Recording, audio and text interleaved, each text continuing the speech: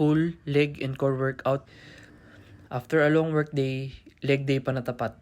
So, not 100% today dahil may mga tinapos sa work. Yun, pero mag-workout pa rin tayo. So, samahan nyo ako.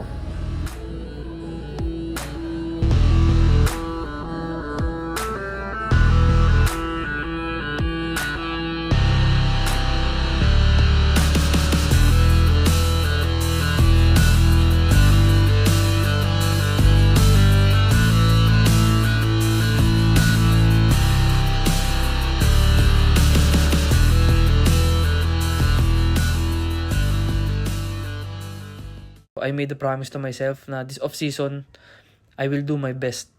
So, today, there's no perfect conditions, just showing up.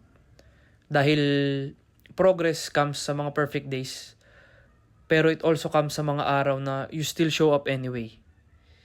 So, today, makapag-add na naman tayo ng 0.1% sa progress natin.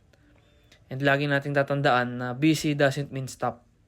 Ibig sabihin lang, you learn to adjust and keep going. Salamat. Nati out.